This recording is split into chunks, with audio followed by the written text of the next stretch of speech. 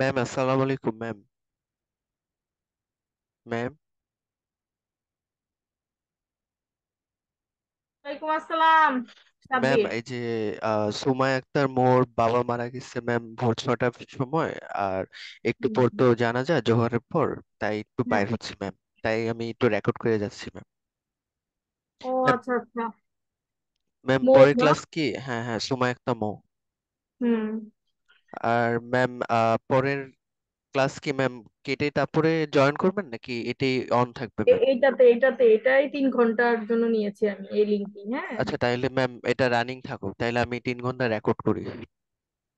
আচ্ছা, বাকিরা আচ্ছা জয়েন হোক একটু। হ্যাঁ, সবাই। আচ্ছা, সমস্যা নেই ম্যাম, আমি তাহলে রেকর্ডটা অন করে চলে যাই।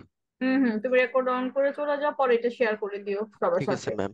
আসসালামু হ্যাঁ, আর আলাইকুম, আর থ্যাংক ইউ। এরা আমি একটু সবাইকে নক করো, যারা যারা আছে অ্যাভেলেবেল, তারা যেন অবশ্যই জয়েন করে 10 মিনিটের মধ্যে, 5 মিনিটের মধ্যে। হ্যাঁ, একটু ট্রাই করো।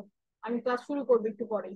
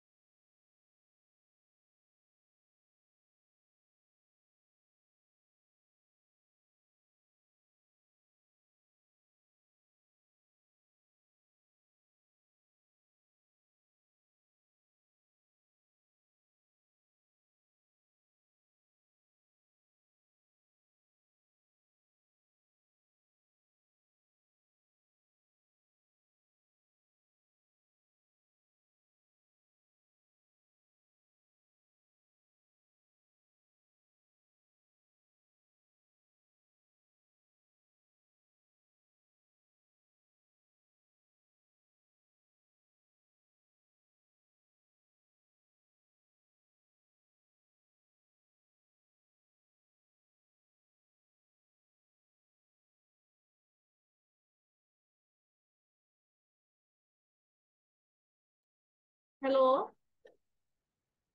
তাসিন নূর, সাব্বির তো গেল, Ram and Deepika Saha. Yes ma'am. বাকিরা কি ক্লাস করবে না? বাসায় বসেও যদি ক্লাস না করো? করবে ম্যাম, মাত্র একটা শেষ হয়েছে তো কিছুক্ষণ আগে, আস্তে আস্তে। আচ্ছা, মাত্র শেষ হয়েছে দিবা ম্যাডামের ক্লাস। তাহলে আমরা থিওরি পড়তে থাকি, ম্যাথ স্টার্ট করার আগে ওরা ইন করুক, কারণ সময় তো বসে থাকবে না। তোমাদের ক্লাস নেওয়ার পর আমার আবার আরেকটা স্কেডিউল আছে, আরেকটা ব্যাচের সাথে ক্লাস আছে। मैम फाइनल কত মার্কের ম্যাথ থাকতে পারে? ফাইনালে তোমার ম্যাথ থাকবে 70 to 75%। Okay ma'am. সব ম্যাক্সিমাম ম্যাথস। ওকে, আমরা তো দেখলাম স্টক ইকুইটি ভ্যালুয়েশনের ক্ষেত্রে আমরা জিরো গ্রোথ রেটের করলাম, কনস্ট্যান্ট গ্রোথের ম্যাথ করলাম, নন কনস্ট্যান্ট গ্রোথের ম্যাথ করলাম। এখানে কিন্তু ম্যাথ আছে, এই চ্যাপ্টারে থিওরিও আছে সামান্য। জাস্ট ক্যারেক্টারিস্টিক্স, স্টকের ক্যাটাগরিজ, দেন এটার ফিচার্স, কেন হাইব্রিড সিকিউরিটি বলা হয় প্রেফার স্টককে, জাস্ট সিম্পল কিছু থিওরি আমরা পড়েছি। তো আজকের যে চ্যাপ্টার এটা সম্ভবত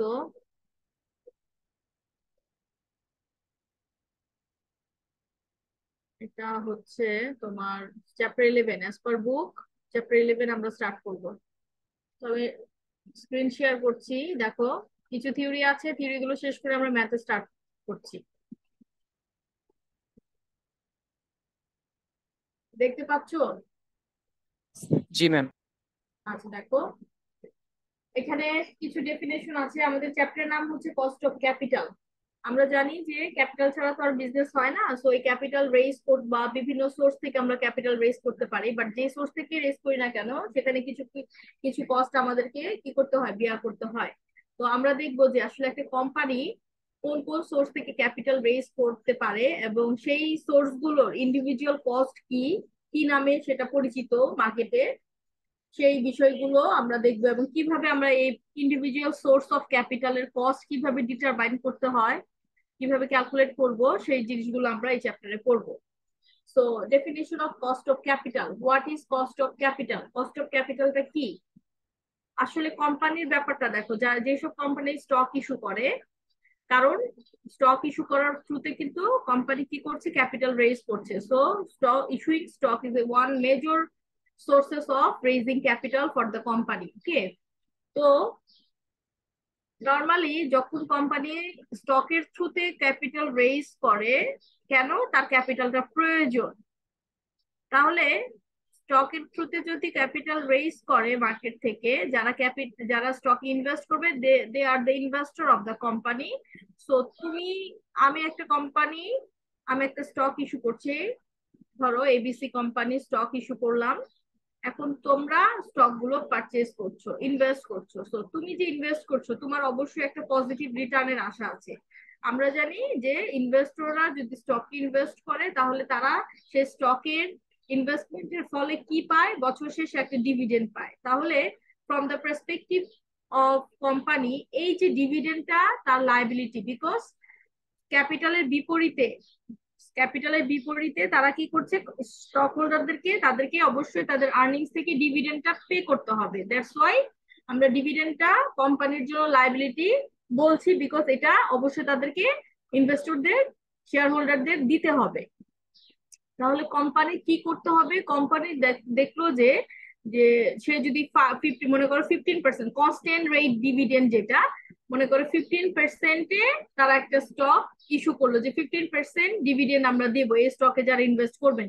সো তুমি আগ্রহী হলা, তুমি স্টক পারচেজ করলা, তুমি 15% ডিভিডেন্ড পাওয়ার আশায়। তাহলে কোম্পানি চিন্তা করবে যে আমি যেহেতু আমার লাইবিলিটি অলরেডি আমি প্রমিস করছি যে ডিভিডেন্ড আমাকে 15% দিতে হবে, সো অবশ্যই ইকুইটি বা স্টকের থ্রুতে যে ক্যাপিটালটা আমি মার্কেট থেকে আনছি, অবশ্যই যদি আমার কোম্পানিকে আমি প্রফিটেবল পজিশনে দেখতে চাই, ডেফিনেটলি এই ক্যাপিটালটা এমন অ্যাসেটে ইনভেস্ট করতে হবে যে অ্যাসেট থেকে অবশ্যই রিটার্নটা আসতে হবে মোর দেন 15%, বিকজ অলরেডি কোম্পানি প্রমিস করেছে যে 15% ডিভিডেন্ড শেয়ার হোল্ডারদের দিবে। তাহলে অবশ্যই তাকে মোর দেন 15% তাকে আর্ন করতে হবে, কারণ তার 15% দেওয়ার পর যে অবশিষ্ট অংশটা থাকবে সেটাই কিন্তু কোম্পানির ভ্যালু ক্রিয়েট করবে, ভ্যালুতে অ্যাড হবে। ঠিক আছে, সো কস্ট অফ ক্যাপিটালটা খুবই ইম্পর্টেন্ট একটা বিষয়, issue for the company, because কোম্পানির পজিশনটা ভালোর দিকে যাচ্ছে না খারাপের দিকে যাচ্ছে, ভ্যালুটা অ্যাড হচ্ছে নাকি ডিডাক্ট হচ্ছে, ভ্যালু ইনক্রিজ হচ্ছে না ডিক্রিজ হচ্ছে, depends on cost of capital. কারণ এটা একটা ডিটারমিনেশন ভ্যালু ইভ্যালুয়েশনের ক্ষেত্রে যে আমার কস্ট কতটুকু হচ্ছে, তাহলে আমাকে টার্গেট করতে হবে কতটুকু রিটার্ন আমাকে পেতে হবে if I want to be in a profitable position. So what is cost of capital, এবার ডেফিনেশনটা পড়ি। Cost of capital is the firm's average cost of fund.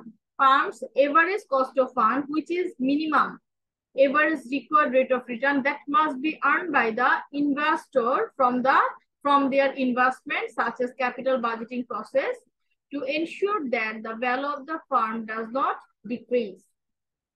তাহলে কস্ট অফ ক্যাপিটাল হচ্ছে যে একটা এভারেজ কস্ট অফ ফান্ড। কেন average বলা হচ্ছে, কারণ একটা কোম্পানি শুরুতে হয়তো একটা সোর্স থেকে ক্যাপিটাল রেজ করে, but at the time passes তার এক্সপানশনের জন্য they require more capital, that's why তারা তাদের ক্যাপাসিটি বিয়ন্ডে যে ডিফারেন্ট সোর্স থেকে তারা ক্যাপিটাল রেজ করতে হয় তাদেরকে। দ্যাটস ওয়াই আমরা অনেকগুলো সোর্স থেকে যেহেতু ক্যাপিটালটা আসে, সেই ক্ষেত্রে তখন কস্টটাকে আমরা এভারেজ লেভেলে নিয়ে আসি, সেটাই বলা হচ্ছে যে cost of capital is the firm's average cost of fund. কোম্পানির জন্য এটা লায়াবিলিটি, কারণ তাকে যারা তাদের কোম্পানিতে ইনভেস্ট করবে তাদেরকে অবশ্যই কি করতে হবে, একটা রিটার্ন পে করতে হবে ফ্রম দা কোম্পানি। এবং ইনভেস্টর যারা, তাদের পার্সপেক্টিভে কস্ট অফ ক্যাপিটাল হচ্ছে তাদের রিটার্ন যে আমি এবিসি কোম্পানিতে ইনভেস্ট করলাম 15% রিটার্ন আমি পাবো, সো এই 15% হচ্ছে as an investor my required rate of return, but এই রিকোয়ার্ড রেট অফ রিটার্নটাই হচ্ছে কোম্পানির জন্য cost of capital. Got it? বুঝতে পেরেছো? Yes ma'am. এক্সাম্পলটা দেখো, if investor provide fund to a firm, একটা ইনভেস্টর যদি ফার্মের কাছে ফান্ড প্রোভাইড করে, ধরো ইসের মাধ্যমেই, স্টকের মাধ্যমেই, for an average cost to 15%, তাহলে তার ডিভিডেন্ডের রেট হচ্ছে 15% সে আশা করছে। সেই ক্ষেত্রে কোম্পানির ওয়েলথ কখন ইনক্রিজ হবে? ওয়েলথ উইল বি ডিক্রিজ, প্রথমে ডিক্রিজের কথা বলছে, if the fund are use to generate return less then 15%, তার মানে 15% কোম্পানি পে করতে হবে শেয়ার হোল্ডারদের, তবেই তারা ইনভেস্ট করবে। কোম্পানি প্রমিস করলো যে ঠিক আছে আমরা 15% ডিভিডেন্ড দিব, আপনারা ইনভেস্ট করেন। তাহলে ইনভেস্টমেন্টের এই টাকাটা, ক্যাপিটালটা কোম্পানি কি করবে, এমন একটা অ্যাসেট ইনভেস্ট করবে, কারণ তার 15% কস্ট অলরেডি ইনকার হয়ে গেছে, তাহলে সে যদি প্রফিট আর্ন করতে চায় অবশ্যই তার চাইতে বেশি রিটার্ন তাকে পেতে হবে, 16 or 17 or মোর দেন 15%। তাহলে ডিক্রিজ হয়ে যাবে কখন, যদি 15% এর কম রিটার্ন সে অ্যাসেটের থেকে জেনারেট করে, তখন কিন্তু তার লায়াবিলিটি সে মিট আপ করতে পারবে না, আলটিমেটলি তার ওয়েলথ কি হবে, ডিক্রিজ হবে। ঠিক আছে, বুঝা গেল কস্ট অফ ক্যাপিটাল? বলো,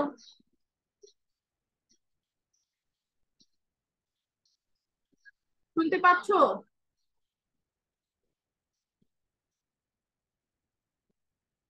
হ্যালো? জি ম্যাম। ইয়াস, রেসপন্স করতে হবে, আদারওয়াইজ অনেক সময় কানেকশন এররস হয়, হ্যাঁ, তখন দেখা যায় যে আমি ঠিকই পড়িয়ে যাচ্ছি, তোমরা কিছুই শোনো নাই। Significance of cost of capital, important significance বা কস্ট অফ ক্যাপিটাল এই কনসেপ্টটা কেন বেশি এত ইম্পর্টেন্ট, কারণ 6টা পয়েন্ট, এখানে 5টা পয়েন্ট আছে, এই বিষয়ের কারণে কস্ট অফ ক্যাপিটালটা আমাদের অবশ্যই জানতে হবে। First of all, evaluating investment decision. তুমি ইনভেস্টমেন্ট ডিসিশন নিবা, তুমি কি ইনভেস্ট করবে কি করবে না, সেটা এই ডিসিশনটা নেওয়ার জন্য অবশ্যই কস্ট অফ ক্যাপিটাল জানতে হবে। মনে করো একটা প্রজেক্টে তুমি ইনভেস্ট করবে, ওই প্রজেক্টের খরচ যদি তুমি না জানো, তাহলে তুমি কিন্তু প্রজেক্টটাতে ইনভেস্ট করবা কিনা এটা কিন্তু তুমি সিদ্ধান্ত নিতে পারবা না। কিভাবে? মনে করো আমরা নেট প্রেজেন্ট ভ্যালু, এনপিভির মাধ্যমে জানি যে আমরা present value of expected future inflow থেকে present value of outflow minus করলে যদি এটা রিটার্নটা পজিটিভ আসে বা এটার ভ্যালুটা যদি পজিটিভ আসে তবেই কিন্তু আমরা ইনভেস্টমেন্ট ডিসিশনটা নেই। So cost of capital or outflow এটা যদি আমি না জানি তাহলে কিন্তু আমি কম্পেয়ার করতে পারবো না যে ফিউচারে আমার 100 টাকা আসবে আর বর্তমানে আমার এটার জন্য খরচ করতে হবে কত 50 টাকা, তাহলে দুটার পার্থক্য পজিটিভ আসতেছে, তার মানে আমি তাহলে এখানে ইনভেস্ট করতে পারি। এই যে ডিসিশন, এই ডিসিশন গুলো নেওয়ার জন্য আমাদেরকে অবশ্যই কস্ট অফ ক্যাপিটাল জানতে হবে। সো ইনভেস্টমেন্ট ডিসিশনটাকে ইভালুয়েট করার জন্য you must know about the cost of capital of the project. Second one is designing a firm's financing policy. Financing পলিসির ক্ষেত্রেও যে আমি জানি যে কোম্পানি যেহেতু অনেকগুলো সোর্স থেকে ক্যাপিটাল রেজ করে, সো তার একটা কিন্তু কি থাকবে অপটিমাম ক্যাপিটাল স্ট্রাকচার তাকে দাঁড় করাতে হবে যে আমি বন্ড থেকে কতটুকু ক্যাপিটাল রেজ করব, স্টক থেকে কতটুকু থাকবে, রিটেন আর্নিংস আমার কতটুকু থাকবে। তো যে সোর্সের কম্বিনেশনে যে সোর্সের প্রপোর্শনেট রিলেশনশিপে ক্যাপিটাল স্ট্রাকচারটা হবে, বেস্ট হবে কোনটা, যেই স্ট্রাকচারে তোমার কোম্পানির শেয়ারের প্রাইস থাকবে ম্যাক্সিমাম, কস্ট অফ ক্যাপিটাল থাকবে মিনিমাম, সেই ধরনের স্ট্রাকচারটাই হবে তোমার জন্য বেস্ট ক্যাপিটাল স্ট্রাকচার। সো এই ফাইন্যান্সিং পলিসি ডিটারমাইন করার জন্য কিন্তু কি করতে হবে, কস্ট অফ ক্যাপিটাল জানতে হবে। এখন আমরা নরমালি জানি যে ডেপ্টের মাধ্যমে যদি আমি ক্যাপিটাল রেজ করি তাহলে সেখানে আমরা একটা ট্যাক্স অ্যাডভান্টেজ পাই। তাহলে তোমার কোম্পানি যদি ট্যাক্স অ্যাডভান্টেজ পেতে চায় তাহলে তোমার ফাইন্যান্সিং পলিসির ক্ষেত্রে ইকুইটির চাইতে ডেপ্টের পোর্শনটা বেশি থাকবে। বুঝতে পেরেছো? কারণ তুমি ট্যাক্স অ্যাডভান্টেজ পেতে চাচ্ছ। আমরা বন্ড বা ডেপ্টের মাধ্যমে যদি ক্যাপিটাল রেজ করি তাহলে বন্ড বা ক্যাপিটালের যে ইন্টারেস্টটা সেটার উপর কোনো ট্যাক্স দিতে হয় না, ফলে তোমার আলটিমেট কস্ট অফ ডেপ্ট কি হচ্ছে, কমে যাচ্ছে। হ্যাঁ, সো দ্যাটস ওয়াই অনেক কোম্পানি এই ট্যাক্স দিতে হয় না দেখে তার কস্ট অফ ক্যাপিটাল কম রাখার জন্য তারা তাদের ক্যাপিটাল স্ট্রাকচার আর ফাইন্যান্সিং পলিসিতে ইকুইটির থেকে ডেপ্টের পরিমাণটা বেশি রাখে in case of raising capital. So financing policy design করতেও কিন্তু কস্ট অফ ক্যাপিটালটা অবশ্যই জানতে হবে। Appraising the financial performance of the top management. হ্যাঁ, appraising the financial performance of the top management, financial পারফরমেন্সটাকে অ্যাপ্রাইজ করার জন্য টপ ম্যানেজমেন্টের কি করতে হবে, কস্ট অফ ক্যাপিটাল জানতে হবে। তুমি কোম্পানির ম্যানেজার, তোমাকে একটা প্রজেক্টের বাজেট দিয়ে দেওয়া হলো যে আপনি এই প্রজেক্ট হ্যান্ডেল করেন, আপনার জন্য প্রজেক্টের বাজেট হচ্ছে 1 কোটি টাকা। এখন তুমি চিন্তা করবা যে 1 কোটি টাকা বাজেট দিয়েছে, আমি যদি টোটাল প্রজেক্টটাকে তুলে আনতে পারি 80 লাখ টাকায়, তাহলে 20 লাখ টাকা যদি আমি কোম্পানিকে সেভ দেখাইতে পারি, ডেফিনেটলি এটা কি তোমার জন্য খুব ভালো একটা সুযোগ, তোমার পজিশন, তোমার জবটাকে সিকিউর করা প্লাস হচ্ছে তোমার প্রমোশনের জন্য। দ্যাটস ওয়াই টপ ম্যানেজমেন্টের ক্ষেত্রে তারা অ্যাপ্রাইজ হবে কখন, যখন তারা কস্ট অফ ক্যাপিটালটাকে কন্টিনিউয়াস মনিটর করবে এবং প্রজেক্টেড চাইতে ক্যাপিটালটাকে কমিয়ে আনবে। ঠিক আছে, আলটিমেট অ্যাকচুয়াল কস্টে যখন কমিয়ে আনবে তখন কি হবে, অবশ্যই তোমাদের টপ ম্যানেজমেন্টের পারফরমেন্স ভালো হবে, তার জব প্রসপেক্ট হাই হবে। Designing the dividend policy, dividend policy designing এর ক্ষেত্রেও কিন্তু কস্ট অফ ক্যাপিটালটা কি জানতে হবে। বিকজ দেখো, determination of percentage of dividend and proposed dividend become easy by analyzing the cost of capital. আমরা জানি যে একটা গ্রোয়িং কোম্পানি, যদি গ্রোয়িং কোম্পানি মানে সামনে অনেক চলার পথ আছে, সামনে অনেক ক্যাপিটালের প্রয়োজন পড়বে, so in that case growing কোম্পানিগুলো সাধারণত ডিভিডেন্ড ডিস্ট্রিবিউশনের ক্ষেত্রে রিটেন আর্নিংস এর পরিমাণটা বেশি রাখে, বিকজ রিটেন আর্নিংসটা তাদের ইন্টারনাল ক্যাপিটাল হিসেবে পরবর্তীতে হেল্প করে। ঠিক আছে, এর জন্য তারা যদি দেখে যে তাদের সামনে হাতে অনেকগুলো প্রফিটেবল প্রজেক্ট আছে, তখন কিন্তু তারা কিন্তু ডিভিডেন্ড ডিজাইনের ক্ষেত্রে ডিভিডেন্ডের পরিমাণ কম রাখবে, রিটেন আর্নিংস এর পরিমাণ বেশি রাখবে। আর যেসব কোম্পানিগুলো অলরেডি ম্যাচুরিটি লেভেল থেকে ডিক্লাইনিং পর্যায়ে আসছে, তারা কিন্তু আর গ্রো হবে না, তারা অলরেডি গ্রোয়িং হয়ে এখন ডিক্লাইনের পথে আছে, তখন কিন্তু তারা ডিভিডেন্ডের পরিমাণটা বেশি রাখবে তাদের ডিভিডেন্ড পলিসিতে, এবং রিটেন আর্নিংস এর পরিমাণ কম রাখবে। সো এটা কি হচ্ছে, যে গ্রোয়িং কোম্পানিগুলো যেহেতু তাদের সামনে অনেক ক্যাপিটাল প্রয়োজন পড়বে, সো অন্য জায়গা থেকে এক্সটার্নাল সোর্স থেকে ক্যাপিটাল আনার চাইতে ইন্টারনালি যে রিটেন আর্নিংসটা সেটা তারা সেই ক্যাপিটালটাকে তারা ইউটিলাইজ করতে চাবে 100%। দ্যাটস ওয়াই ডিভিডেন্ড ডিজাইনিং এর ক্ষেত্রে, ডিভিডেন্ড পলিসি ডিজাইনিং এর ক্ষেত্রে ডিভিডেন্ডের পোর্শন কম থাকবে, সেই ক্ষেত্রে রিটেন আর্নিংস এর পোর্শন বেশি থাকবে। তো এভাবে ডিভিডেন্ড পলিসি ডিজাইনের ক্ষেত্রে কস্ট অফ ক্যাপিটালটা তোমাকে জানতে হবে। নেক্সট হচ্ছে determining the value of the farm. Determining the value of the farm, একটা ফার্মের ভ্যালু জানতে হলে খরচ জানতে হবে। কস্ট না জানলে তোমার কত টাকা প্রফিট হলো, সেটা তোমার কোম্পানির জন্য প্রফিটেবল হলো নাকি লস পর্যায়ে গেল, সেটা আমরা বের করতে পারি। কোম্পানির ভ্যালু ডিটারমাইনের ক্ষেত্রে অবশ্যই কস্ট অফ ক্যাপিটাল জানতে হবে। মনে করো তোমার কোম্পানির আর্নিংস হচ্ছে কত, 100 টাকা, তোমার খরচ ছিল 50 টাকা, তাহলে তুমি আর্নিংস থেকে কস্ট বাদ দিলে তুমি বুঝতেই পারছো যে তোমার কোম্পানির ভালো পজিশনে চলে গিয়েছে, 50 টাকা তার প্রফিট হচ্ছে, তাহলে ভ্যালু বাড়ছে। সো ভ্যালু ডিটারমিনেশনের ক্ষেত্রে কস্ট অফ ক্যাপিটালটা জানতে হবে। সো এখানে 5টা পয়েন্ট হচ্ছে significance of cost of capital আমরা পড়ে ফেললাম। Now concept of weighted average cost of capital. Weighted average cost of capital যেটা আগে বলেছি, যে যখন কোম্পানি ডিফারেন্ট সোর্স থেকে ক্যাপিটাল রেজ করে তখন কস্টটাকে তারা ইন্ডিভিজুয়ালি ক্যালকুলেট না করে এভারেজ লেভেলে ক্যালকুলেট করে, সেটাকে আমরা বলছি weighted average cost of capital. তাহলে weighted average cost of capital concept আসবে যখন কোম্পানি অনেকগুলো সোর্স থেকে ক্যাপিটাল রেজ করবে। So দেখো, generally the cost of capital of a firm is a weighted average cost of various sources of finance used by the firm. এখান থেকে just ডেফিনেশনটা পড়লে হবে। এক্সাম্পলটা দেখো, এক্সাম্পলে একটা কোম্পানি অনেকগুলো সোর্স থেকে ক্যাপিটাল রেজ করতে পারে। মনে করো গ্রিন টেক্সটাইল 10% কস্ট অফ ডেপ্ট, তার মানে ডেপ্ট সোর্স থেকে সে যে ক্যাপিটাল রেজ করেছে তার কস্ট হচ্ছে 10%। ইকুইটির মাধ্যমে যে ক্যাপিটাল রেজ করেছে সেটার কস্ট হচ্ছে, ইকুইটির কস্ট হচ্ছে 13.5%। তাহলে সেই ক্ষেত্রে কি করতে হবে, এই দুটোর এভারেজ করে কিন্তু যে কস্ট আমরা বের করব সেটাই হচ্ছে weighted average cost of capital. আমরা ওয়েটেড এভারেজ কস্ট অফ ক্যাপিটালের ফর্মুলাটা পরে শিখবো, আগে আমরা ইন্ডিভিজুয়াল সোর্সের কস্ট কিভাবে বের করতে হয় সেটা দেখবো।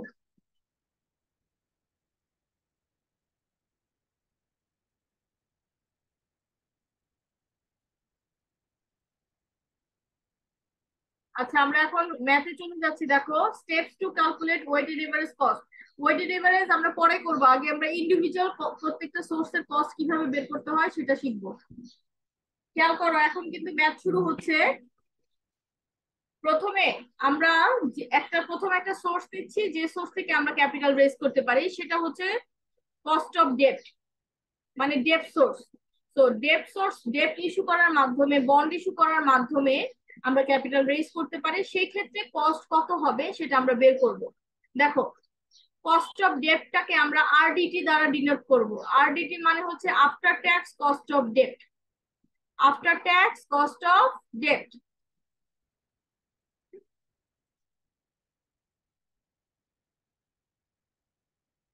এগুলো আমি মনে করো কোন দিক থেকে করে দেখাই তোমাদের।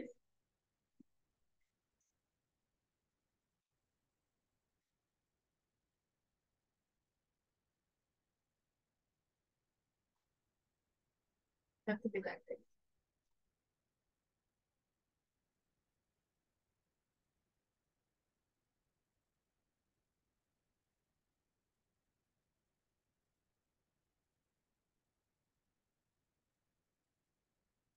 আচ্ছা, আমরা প্রথম সোর্স নিচ্ছি, নাম্বার দিই।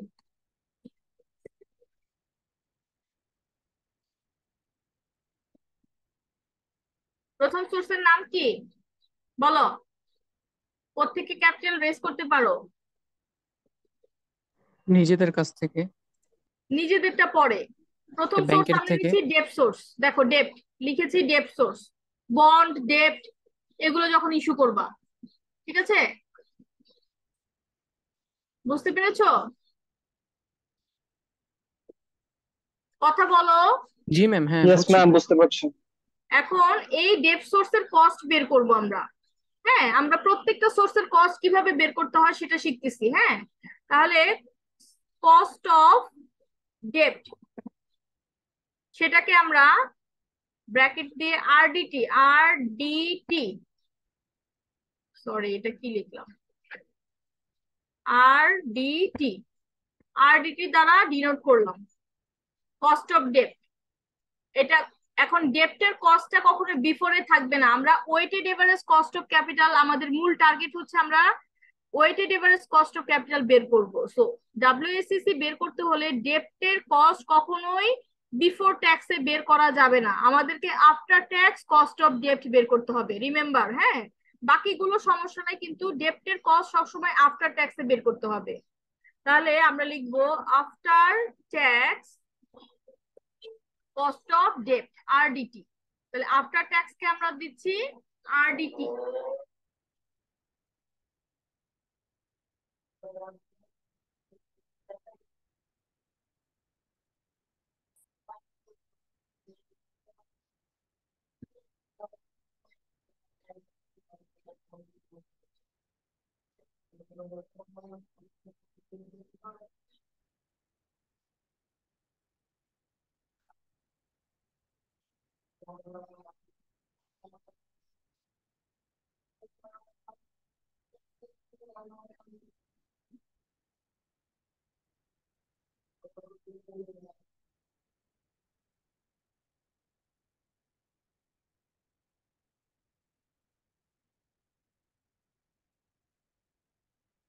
আজান দিচ্ছে, আজানটা শেষ হলে আমি কথা বলছি।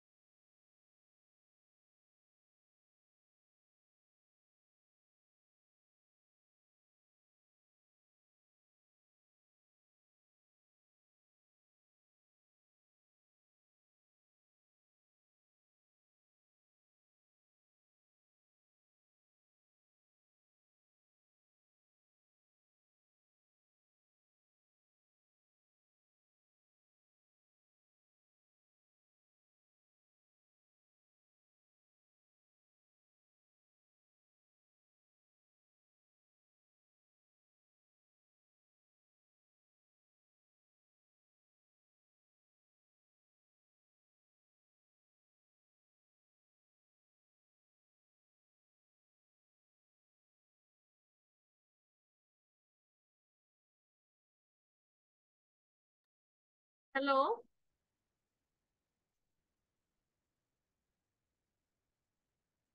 কথা শুনছো? জি ma'am.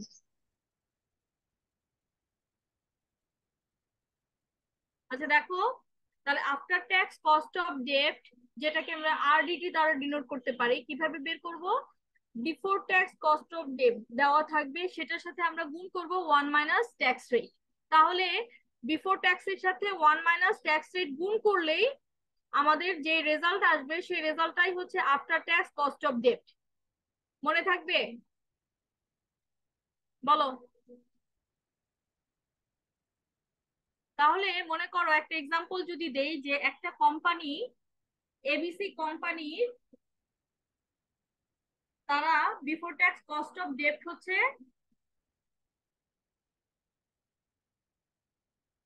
Before tax cost of ডেপ্ট হচ্ছে তোমার 10%।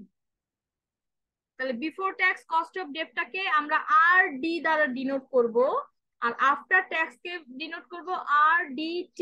ঠিক আছে, তাহলে একটা company ABC company before tax cost of ডেপ্ট হচ্ছে, এখানে এক্সাম্পল যেটা আছে সেটাই যদি দেখি,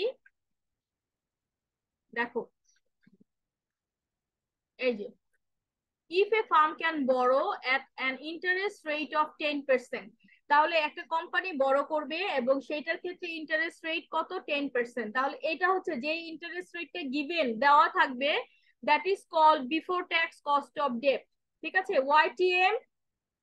ওয়াইটিএম ইল টু ম্যাচুরিটি মানে হচ্ছে বিফোর ট্যাক্স কস্ট অফ ডেপ্ট।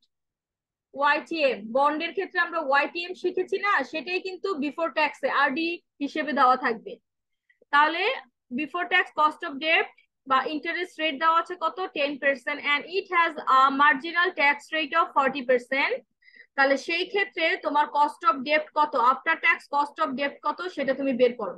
কত বের হবে বলো, কত বের হবে? আমরা যদি মান বসাই তাহলে দেওয়া আছে কোম্পানি বড় করতেছে কত রেটে, 10%, which is called before tax cost of debt. তাহলে আরডি পরিবর্তে আমরা বসাবো 10%, 0.10 ইন্টু ট্যাক্স রেট হচ্ছে 40%, তাহলে 1 মাইনাস 0.4, যে রেজাল্ট আসবে that is called after tax cost of debt, RDT. কত আসে ক্যালকুলেট করো,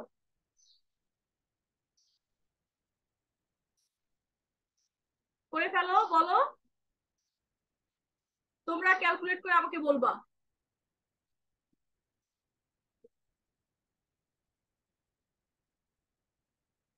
ক্লাসে নাই তোমরা?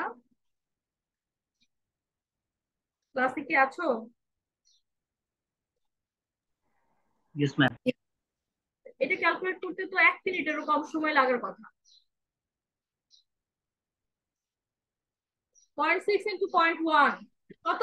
0.096। হ্যাঁ 0.096। 0.96। কিভাবে?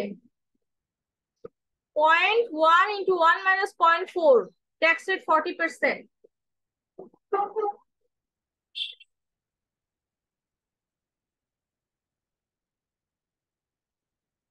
সরি 0.06। 0.06।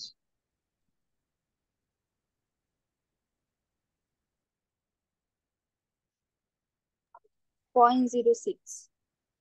0.06 মানে 100% লিখতে হবে। এটার রেজাল্ট 0.06 ইকুয়ালস 6%। প্রথম সোর্সের কস্ট আমরা বের করে ফেললাম, কত আসছে? After tax cost of debt কত বলো?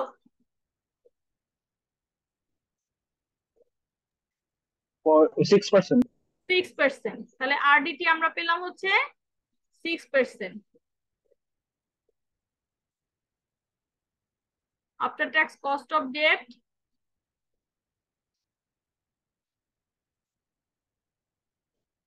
6%। অ্যান্সার, একটা সোর্সের অ্যান্সার আমরা পেয়ে গেলাম।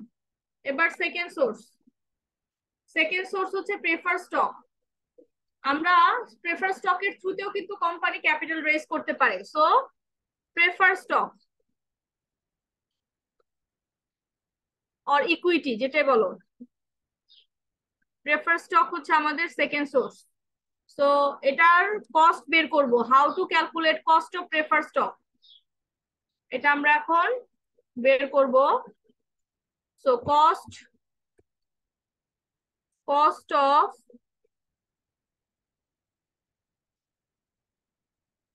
অফ প্রেফার, এফই ডাবল আর,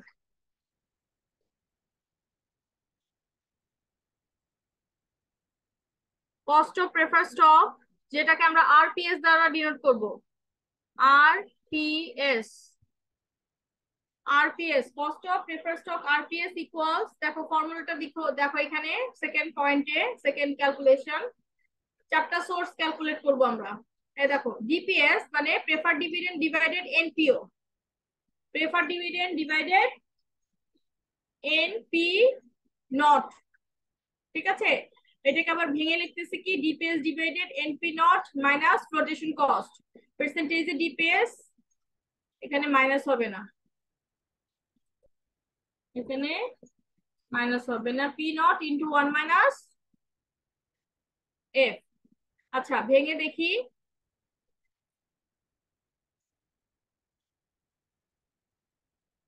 দেখো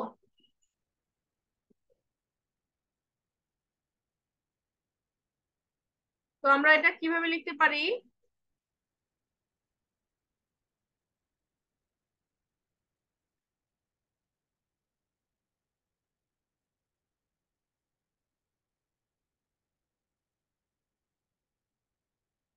preferred dividend divided net issuing price. Preferred dividend divided net issuing price. Net issuing price. ওকে, এটাকে আমরা এভাবে ডিনোট করতে পারি ডিপিএস। প্রেফার ডিভিডেন্ড কে আমরা ডিপিএস দ্বারা করছি, ডিপিএস মানে ডিভিডেন্ড অফ প্রেফার্ড স্টক।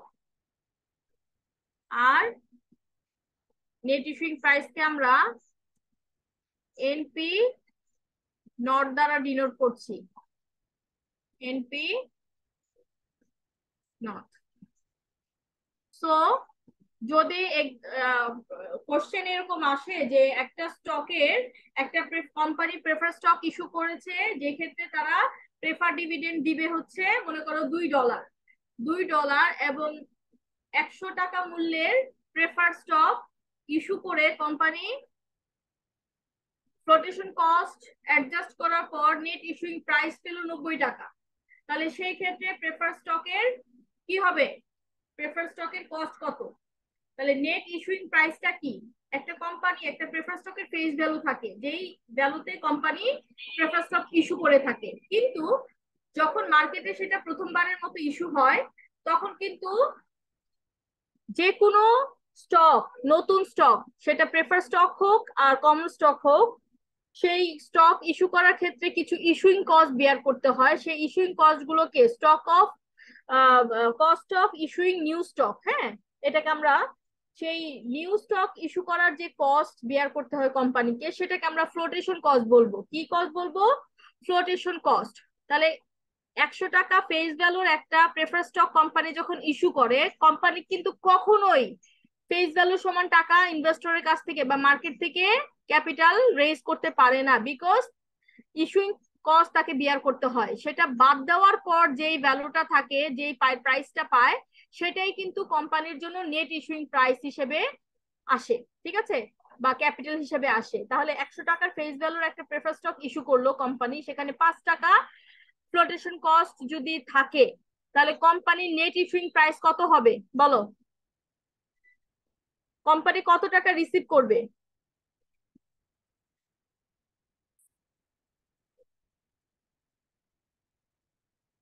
কথা বলো, আর না বললে বলো যে ম্যাডাম ক্লাস করতে ভালো লাগছে না, বন্ধ করে দেন। বুঝতেছি না ম্যাম, তো আবার বলুন। বুঝবা কিভাবে? কনসেন্ট্রেট করলে না বুঝবা। আমি তো উর্দু ভাষায় কথা বলছি না। প্রেফার স্টক যখন কোম্পানি ইস্যু করে, সেটা যে কোনো স্টক, প্রেফার্ড হোক কমন হোক, প্রথমবারের জন্য যখন কোম্পানি মার্কেটে স্টক ছাড়ে, তখন যেই মূল্যের স্টক ছাড়বে সেই পরিমাণ টাকা কিন্তু মার্কেট থেকে ক্যাপিটাল রেজ করতে পারবে না স্টকের মাধ্যমে, কারণ নতুন স্টক ইস্যু করার ক্ষেত্রে কিছু কস্ট বেয়ার করতে হয়, সেটাকে আমরা বলি ফ্লোটেশন কস্ট, ইস্যুইং কস্ট। হ্যাঁ, এই কস্ট কে বিয়ার করবে? কোম্পানি বিয়ার করবে। তাহলে 100 টাকা মূল্যের প্রেফার স্টক যদি মার্কেটে ছাড়ে, সে কি মার্কেট থেকে 100 টাকাই পাবে? তো ইনভেস্টর কি তাকে 100 টাকা, ইনভেস্টর 100 টাকাই দিবে, কিন্তু ওই যে মার্কেটে তুমি ট্রেড করতেছো না, মার্কেটের একটা ফ্লোটেশন কস্ট তোমার বিয়ার করতে হবে, ধরো 5 টাকা। সেই মার্কেটের ফ্লোটেশন কস্ট মাইনাস হওয়ার পর যে টাকাটা থাকবে সেটাই কোম্পানির কাছে আসবে। তাহলে এখন বলো, একটা প্রেফার স্টকের ফেস ভ্যালু হচ্ছে 100 টাকা, ইস্যুইং ভ্যালু হচ্ছে কত? 100 টাকা, কিন্তু মার্কেটের ফ্লোটেশন কস্ট আছে 5 টাকা। তাহলে কোম্পানি মার্কেট থেকে কত টাকা রিসিভ করবে after deducting the flotation cost? কত পাবে? 95 টাকা। 95, এই 95 টাকা কি ফেস ভ্যালু সমান হলো? ফেস ভ্যালু তো 100 টাকা, সমান হলো? না, 100 টাকা, 5 টাকা কম। 5 টাকা কারণ পাঁচ কেন? টাকা হচ্ছে ফ্লোটেশন কস্ট। কস্ট কোম্পানিকে বিয়ার করতে হয়েছে, তাহলে ফ্লোটেশন কস্ট বিয়ার করার কারণে তার ফেস ভ্যালুর চাইতে কি কম ভ্যালু রিসিভ করতেছে না? বলো। জি জি। এই প্রাইসটাই হচ্ছে নেট ইস্যুইং প্রাইস। যে প্রাইসটা after deducting the flotation cost, যে প্রাইসটা কোম্পানি রিসিভ করে, এই প্রাইসটাকে আমরা বলবো net issuing price. Got it? বুঝছো? Yes ma'am. এখন আমি একটা কোশ্চেন করি বা এক্সাম্পল বলি, তোমরা ফ্লোটেশন কস্টের ম্যাথ করবে, কস্ট বের করবে। ফ্লোটেশন না, প্রেফার স্টকের কস্ট বের করবে। মনে করো একটা কোম্পানি প্রেফার স্টকের মাধ্যমে ক্যাপিটাল রেজ করতে চাচ্ছে। সে সে 100 টাকার 100 টাকার ফেস ভ্যালুর একটা প্রেফার স্টক ইস্যু করলো। সেখানে তার ফ্লোটেশন কস্ট বেয়ার করতে হবে 3 টাকা, এবং কোম্পানি প্রমিস করছে যে যারা এই স্টকটা পারচেজ করবে তাদেরকে তারা প্রেফার ডিভিডেন্ড দিবে 2 টাকা। তাহলে সেই ক্ষেত্রে প্রেফার স্টকের কস্ট কত হবে? বলো। প্রেফার ডিভিডেন্ড কত দিতে চাইছে কোম্পানি? কত টাকা দিতে চাচ্ছে? প্রেফার ডিভিডেন্ড কত প্রমিস করলো দিবে? 2 টাকা, ঠিক না? জি। তাহলে 2 টাকা হচ্ছে প্রেফার ডিভিডেন্ডের ভ্যালু। এবং ফেস ভ্যালু কত ছিল? 100 টাকা, কিন্তু ফ্লোটেশন কস্ট আছে 3 টাকা, তাহলে নেট ইস্যুইং প্রাইস কত হবে? 97 টাকা। 97। এই যে দেখো নেট ইস্যুইং প্রাইস, তাহলে আমরা জানি যে ফেস ভ্যালু থেকে তোমার ফ্লোটেশন কস্ট মাইনাস করলে আমরা পেয়ে যাব নেট ইস্যুইং প্রাইস কত? 97। তাহলে এটা ভাগ করলেই যা আসবে এটাই হবে তোমার কস্ট অফ প্রেফার স্টক। তাহলে 2 ভাগ 97, দেখো করো, 2/97 পার্সেন্টেজে কস্ট বের করতে হবে। কত? 2/97। 2.061 হ্যাঁ, 2.061, 2.061 1। মানে 06% দাও। ওকে। বুঝা গেল? এখন এটা তো আমরা নেট ইস্যুইং প্রাইস সরাসরি ছিল না, বাট যদি সরাসরি থাকে তাহলে তো দিয়েই দিবা। মনে করো যে প্রেফার ডিভিডেন্ড দিবে হচ্ছে 2 টাকা, আর after deducting the flotation cost, দাম থাম কত কস্ট কিচ্ছু বলে নাই, after deducting the flotation cost company receives the net issuing price is কত? 97। তো what will be the cost of prefer stock? তখন সরাসরি এটা এই ফর্মুলাটা দিবা যে ডিপিএস মানে prefer dividend divided net issuing price. এখন যদি ফ্লোটেশন কস্ট দেওয়া হয়, ফেস ভ্যালু দেওয়া থাকে, তখন ফর্মুলাটা কিভাবে লিখবো? বলো, কিভাবে লিখবো?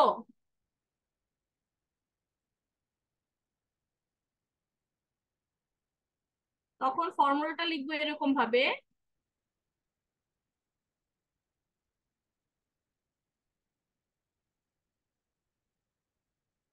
তখন কি নেট ইস্যুইং প্রাইস হবে? না। ফেস ভ্যালু দেওয়া আছে, তখন হবে কি দেখো,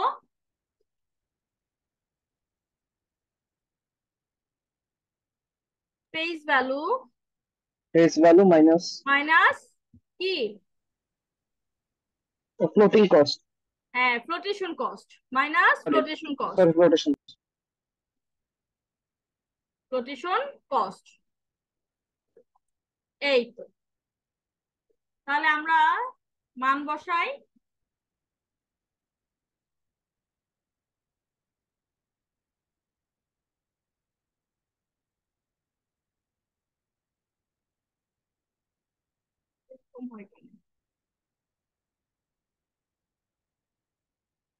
আচ্ছা, মান বসাও।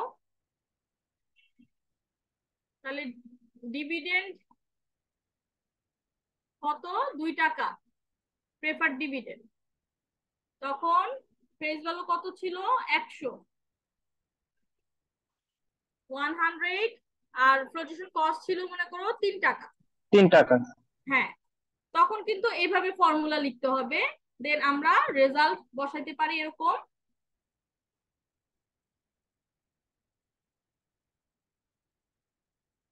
দুই, তাহলে ইকুয়ালস হচ্ছে যে 2.06%।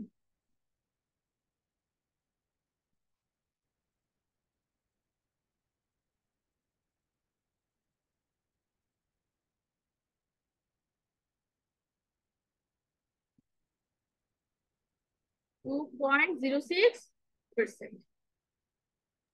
ম্যাম আমাদের লাস্ট ক্লাসে শীটটাও তো দেওয়া হয়নি গুগল ক্লাসরুমে।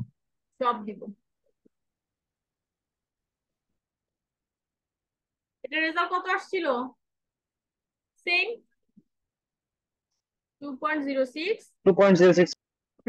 আচ্ছা, এইবার তাহলে কি ফ্লোটেশন কস্ট দেওয়া থাকলে ফর্মুলা এইভাবে লিখবো। আর যদি ফ্লোটেশন কস্ট পার্সেন্টেজে দেওয়া থাকে যে এত পার্সেন্ট ফ্লোটেশন কস্ট বিয়ার করবে কোম্পানি, তখন কিভাবে ফর্মুলা লিখবো? দেখো, তখন আমরা cost of prefer stock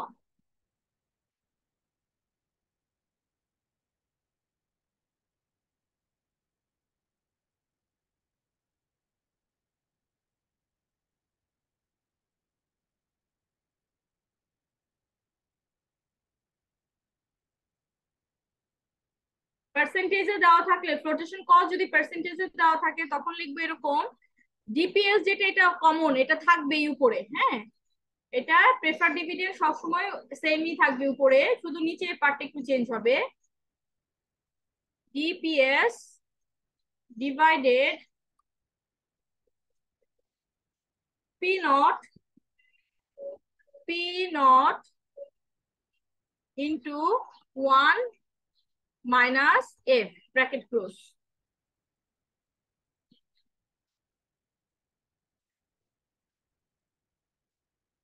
P naught হচ্ছে কারেন্ট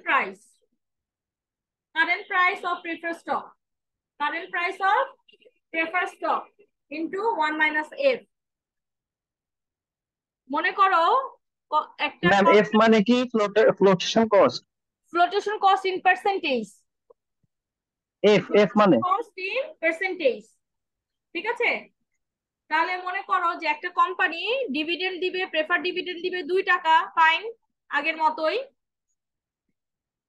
এবং মার্কেটে প্রেফার স্টক সেল হইতেছে 120 টাকায়। তাহলে প্রাইস কত?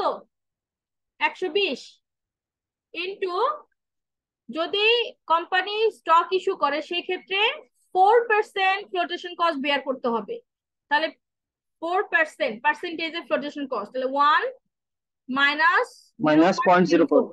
হ্যাঁ, দেখো একই ম্যাথ, একবার নেট ইস্যুইং প্রাইস দিয়ে থাকতে পারে, আবার ফ্লোটেশন কস্ট অ্যামাউন্টে থাকতে পারে, আবার ফ্লোটেশন কস্ট পার্সেন্টেজে থাকতে পারে। যেইভাবে আসুক না কেন ফর্মুলাটা এইভাবে লিখে ম্যাথটা করে ফেলবে। তাহলে এটা করো, এটা রেজাল্ট কি আসে দেখো। 2 divided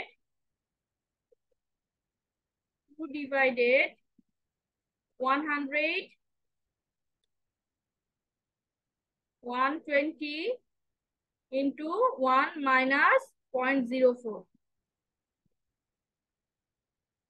কত? 0.017 নাকি? হ্যাঁ ম্যাম, 17%। জি ম্যাম 17% না নাকি কত পার্সেন্ট এটা? 1.7% 1.7%। সরি, 1.7%। মনে থাকবে? বলো, একদম ডিটেইলস ভাবে কিন্তু করাচ্ছি, নিজে হাতে লিখে লিখে। আমাদের second source complete. Now go to the third source. Third source হচ্ছে তোমার internal equity or retain earnings এর কস্ট। রিটেন আর্নিংস এর কস্ট, রিটেন আর্নিংসটা কি? রিটেন আর্নিংসটা কি তুমি বাইরে থেকে আনো নাকি তোমার আর্নিংস এর একটা অংশ তুমি রেখে দাও? আর্নিংস এর একটা অংশ আমি রেখে দিই। তাহলে এটা কি, এটা কি ইকুইটির মাধ্যমে যে কোম্পানি যে ক্যাপিটাল রেজ করলো এবং পারফরমেন্স এর মাধ্যমে ক্যাপিটালটাকে কাজে লাগিয়ে কোম্পানির যে আর্নিংস হলো, সে আর্নিংস এর একটা পোরশন ডিভিডেন্ড দিল, একটা পোরশন রিটেন করে রেখে দিল ফিউচারের যে কোনো সময় কাজে লাগানোর জন্য। তো এই আর্নিংসটার যে অংশটা তারা রিটেন করলো, এটা কোম্পানির হচ্ছে রিটেন আর্নিংস, যেটার অপর নাম হচ্ছে ইন্টারনাল ইকুইটি। কি ইকুইটি? Internal equity. বুঝা গেল? জি বলো। ম্যাম। তো আমরা থার্ড সোর্স করব cost of internal equity or retain earnings. Cost of internal equity or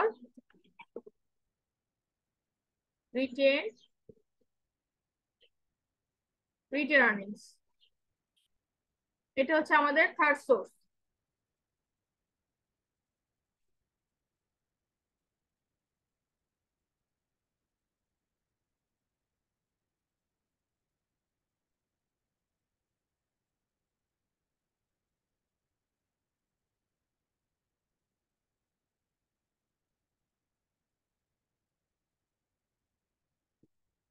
দেখো, এটাকে আমরা আর এস দ্বারা ডিনোট করব। কি দ্বারা?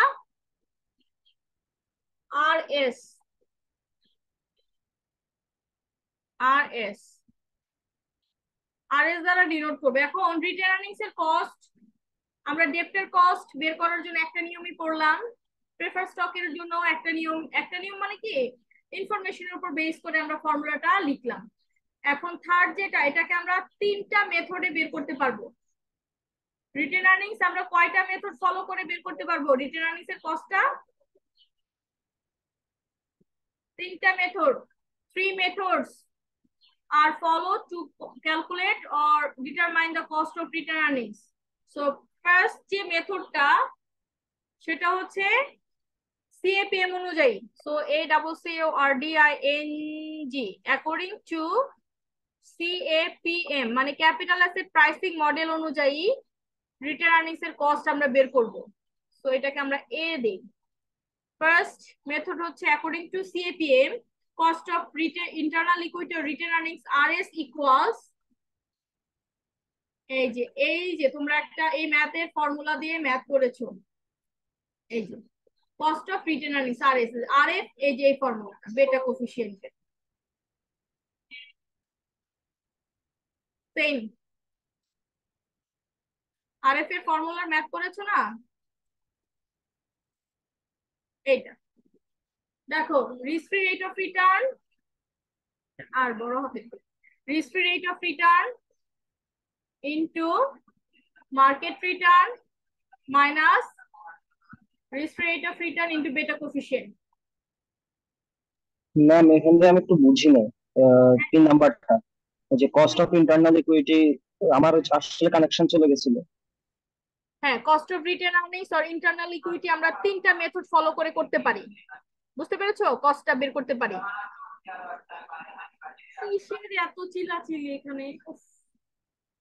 আচ্ছা দেখো, CAPM অনুযায়ী প্রথম মেথডটা হচ্ছে CAPM অনুযায়ী calculate written earnings. So written earnings CAPM অনুযায়ী ফর্মুলাটা কি হবে? RS equals risk free rate of return plus market return minus risk free rate of return into beta coefficient। এই ফর্মুলার ম্যাথ তোমরা চ্যাপ্টার 8 এ করেছো, ঠিক আছে? জি ma'am.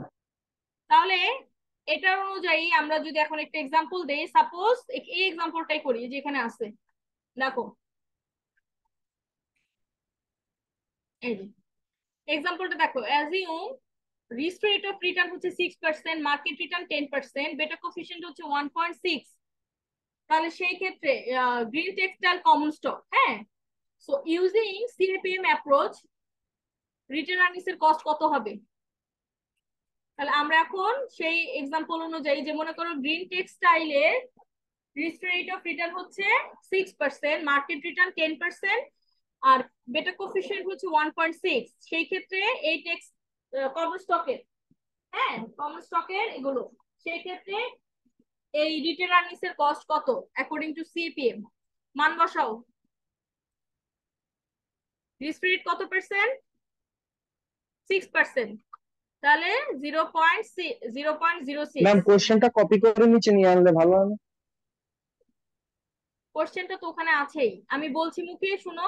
Risk free rate of return কত পার্সেন্ট দেওয়া আছে? আচ্ছা, ওই যে, 6%। দেখা যাচ্ছে না তো।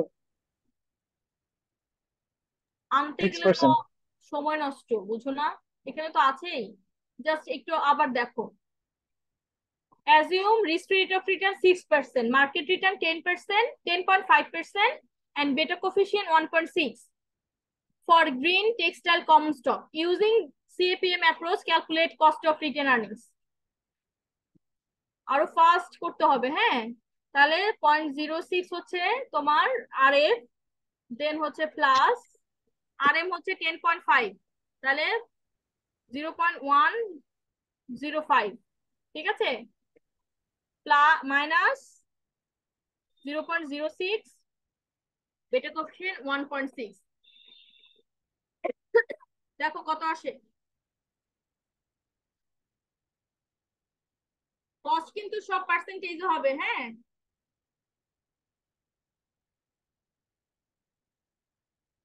ম্যাম, দেখো দেখো, এগুলো কি সব পার্সেন্টেজে লিখতে হবে না কস্ট, ম্যাম? হ্যাঁ কস্ট অফ ক্যাপিটাল সব পার্সেন্টেজে রেজাল্ট লিখেছি আমি। এটা কত আসে দেখো।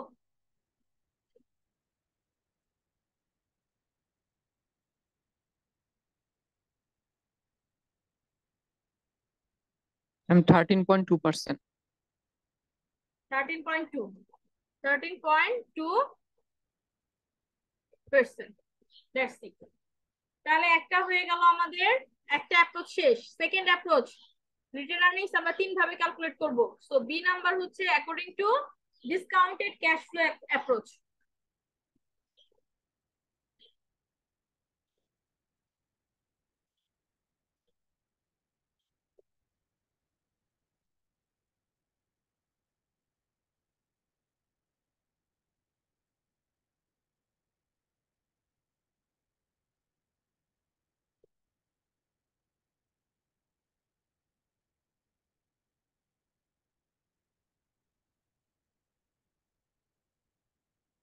তো DCF, discounted cash flow approach, মানে এটাকে ডিসিএফ বলতে পারি, ডিসিএফ অ্যাপ্রোচ। তো ডিসিএফ অ্যাপ্রোচ অনুযায়ী রিটেন আর্নিংস এর কস্ট কি হবে, আবার লিখছি তাহলে। Cost of written earnings, RS equals, দেখো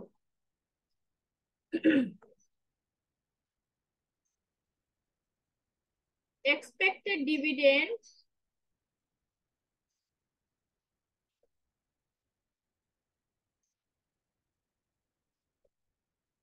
দেখো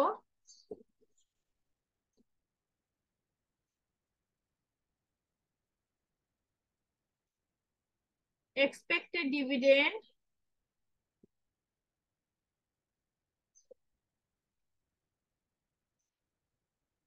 divided P naught, the price of stock,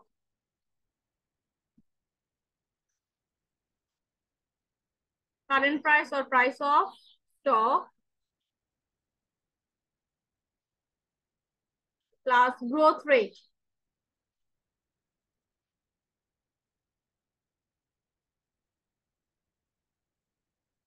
growth rate. Oh,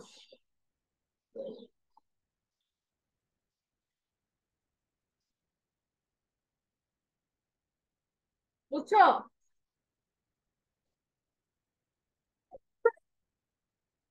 এটাকে আমরা সিম্বল দিয়ে কিভাবে লিখতে পারি দেখো,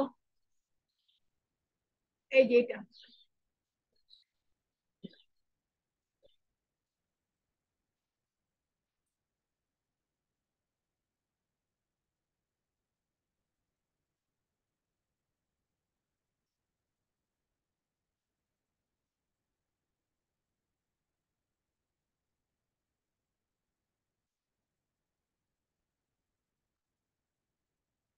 মান বসাই, এক্সাম্পলে যাই, দেখো এক্সাম্পলটা খেয়াল করো।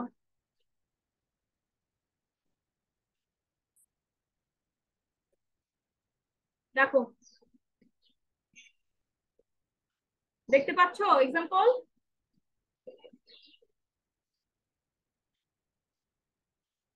কথা বলেন স্যার। জি ম্যাম।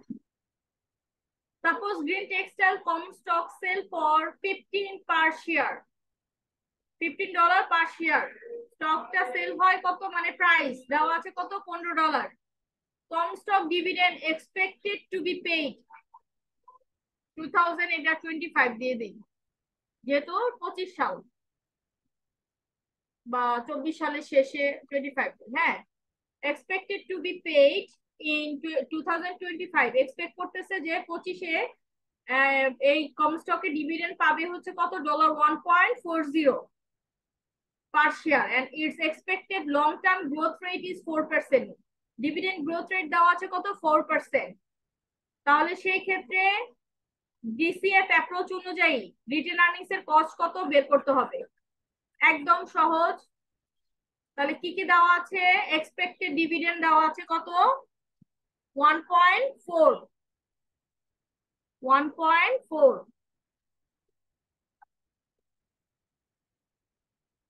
1.40। এরপর আর কি দেওয়া আছে, প্রাইস কত,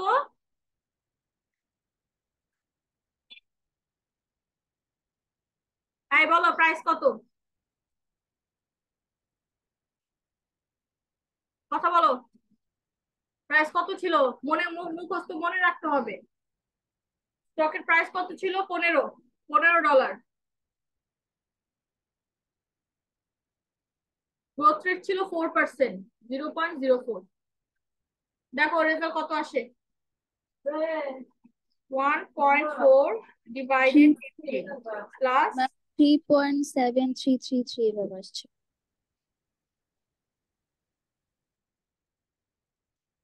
কত আসছে, 3 1. পয়েন্ট না ম্যাম,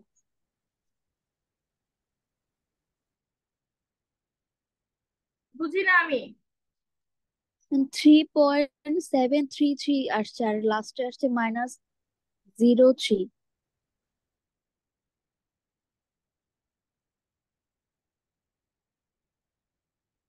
13.33, 13.33%।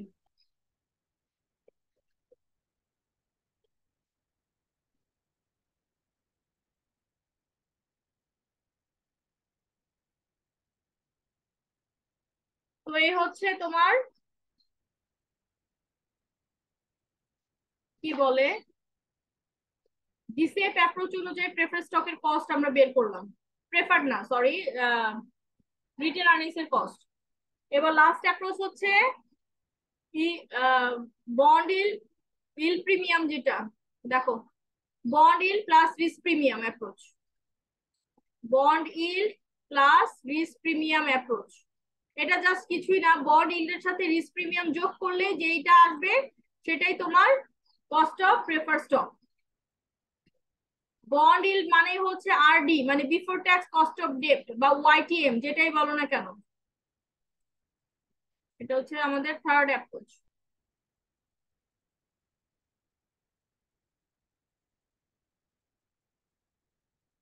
সি নাম্বার দিয়ে দিন।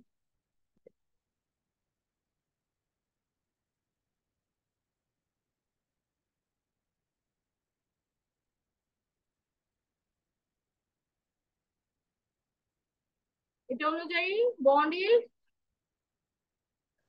ইল্ড এই যে এভাবে লিখবো, bond yield plus risk premium, formula এটা নামের মধ্যেই তোমার এটা হচ্ছে কস্ট অফ প্রেফার স্টক। বারবার প্রেফার স্টক বলতেছি, রিটেন আর্নিংস। একটা মিনিট একটু সময় দেন আমাকে।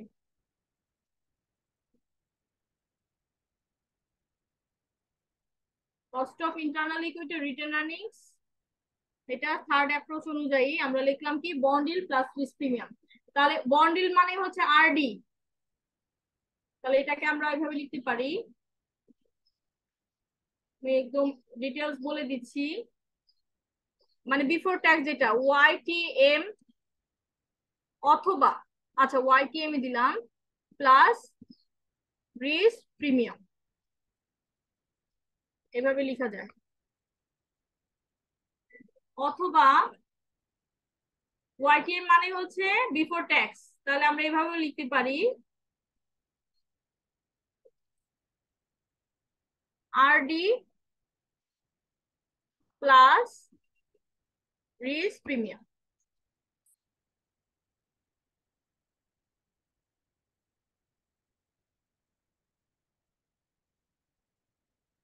একটা কোম্পানির বিফোর ট্যাক্স বড় করতেছে 10%-এ এবং সেই ক্ষেত্রে রিস্ক প্রিমিয়াম পাবে 4%, তাহলে কত হবে? একদম সহজ, 10। একটা কোম্পানি কমন স্টক ইস্যু করেছে বা বন্ড ইস্যু করেছে, যেটাই হোক, এখানে কি আছে এক্সাম্পলটা দেখো, এক্সাম্পলটাই করি। এদিকে মুছে ফেলা, এদিকে আসবেন না আবার, আমি সরিয়ে একটু মুছে নিয়ে যাই। এই দেখো, we can determine firm's cost of retained earnings at a risk premium 3% point before tax interest on the firm's own. এই দেখো, before tax cost of debt RD দেওয়া আছে 10%, risk premium 4%, তাহলে রিটেন আর্নিংস এর কস্ট কত হবে? 10 plus 4, 14%।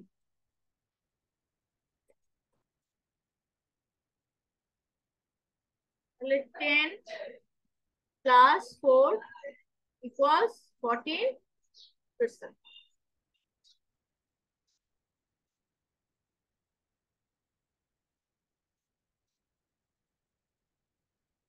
Last last বলতে 4 number source, আমাদের রিটেন আর্নিংস এর তিনটা মেথডই শেষ হলো।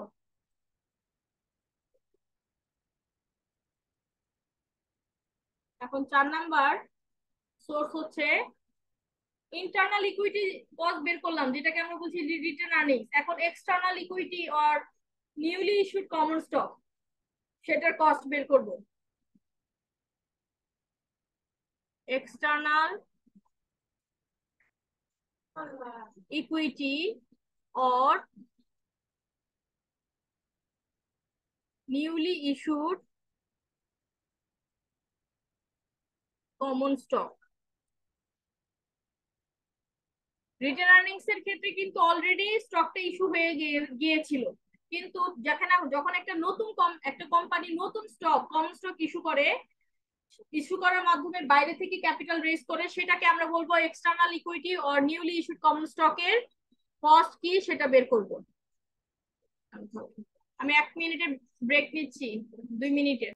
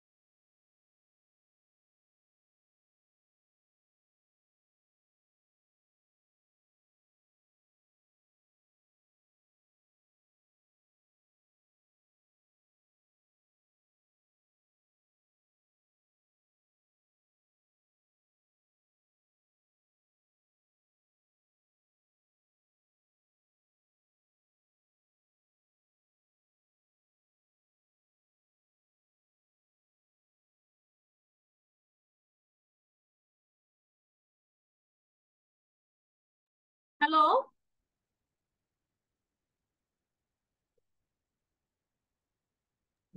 জি ma'am.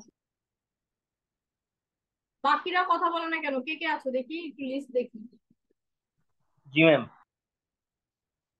G ma'am.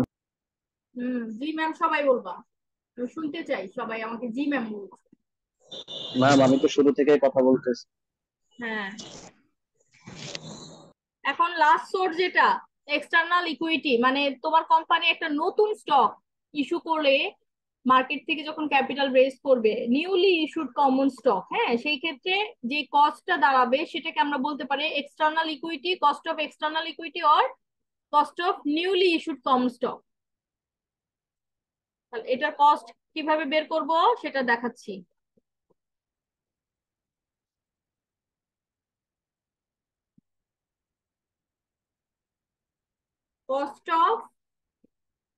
cost of external equity or newly issued common stock, এটাকে আমরা ডিনোট করব আর ই দ্বারা, আর ই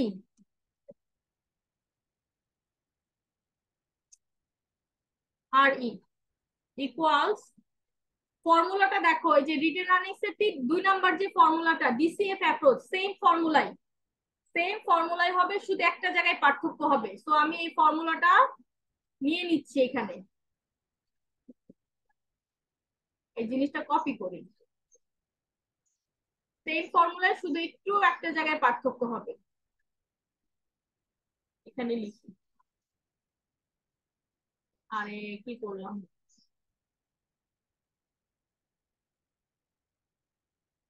দেখো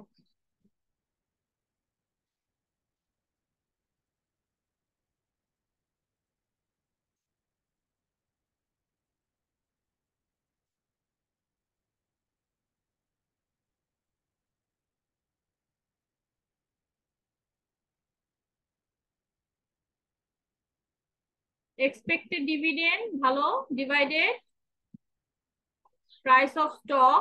এই যে প্রাইস অফ স্টক, এখানে একটু অ্যাডজাস্টমেন্ট আসবে, সেটা কি into 1 minus F, into 1 minus F, বা 1 minus flotation in percentage, 1 minus flotation cost in percentage plus growth rate। বুঝতে পেরেছো দুটোর মধ্যে পার্থক্যটা? সেম ফর্মুলায়, কিন্তু yes ma'am. Newly issued common স্টকের ক্ষেত্রে ফ্লোটেশন কস্ট এর ব্যাপার থাকবে না। তুমি বলো তো, নতুন একটা স্টক যখন তুমি ইস্যু করবা, রিটেন আর্নিংস এ কি ওইটা কি নতুন ইস্যু করেছিল নাকি অলরেডি ইস্যু হয়ে গিয়েছিল? বলো। রিটেন আর্নিংস এর ক্ষেত্রে কি অলরেডি স্টকটা ইস্যু হয়ে ওই ক্যাপিটালটা কাজে লাগিয়ে তুমি রিটেন আর্নিংস পেয়েছো না? সো ওইখানে তো ফ্লোটেশন কস্ট আগে অ্যাডজাস্ট হয়ে গেছে, কিন্তু যখন তুমি একটা নতুন স্টক ইস্যু করবা সেখানে ফ্লোটেশন কস্টের ব্যাপার আছে, দ্যাটস ওয়াই সেই অ্যাডজাস্টমেন্টটা এখানে আসবে। তাহলে আমরা ফর্মুলাটা আবার কপি করি, এই ফর্মুলাটাই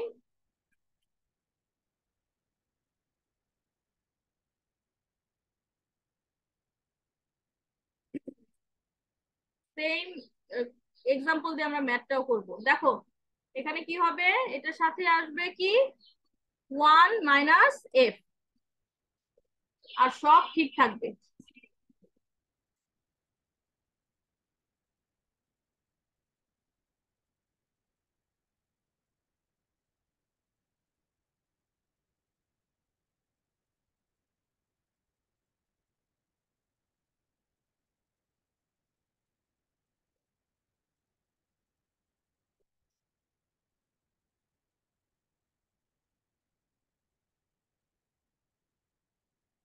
তাহলে এই ম্যাথে কি হবে, মনে করো একটা কোম্পানি নতুন একটা কমন স্টক ইস্যু করতেছে, যে ক্ষেত্রে ফ্লোটেশন কস্ট হচ্ছে 3%, হ্যাঁ, এবং ওই কমন স্টকের মার্কেটের প্রাইস চলতেছে, ওই কোম্পানির কমন স্টক গুলোর মার্কেটের প্রাইস চলতেছে মনে করো কত, এখানে ছিল 15 টাকা।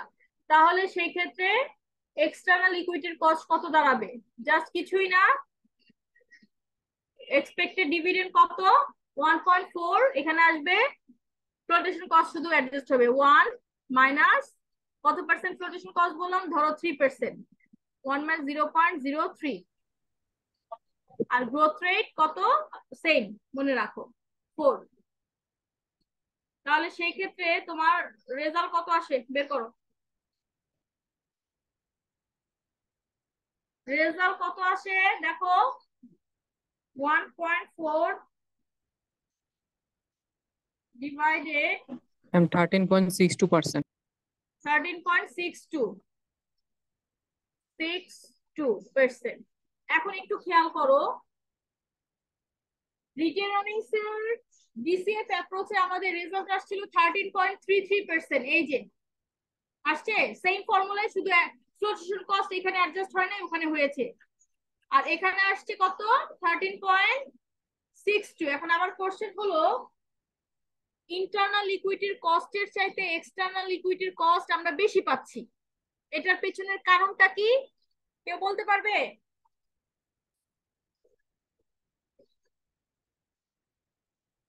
ইন্টারনাল ইকুইটি মানে রিটেন আর্নিংস এর কস্টের চাইতে external equity or newly issued common স্টকের কস্ট বেশি হচ্ছে। ওখানে 13.33 আর এখানে 13.62। এই বেশি হওয়ার এই যে পার্থক্যটা, এই পার্থক্যের কারণ কি? এখানে ফ্লোটেশন কস্ট আসছে। Very good.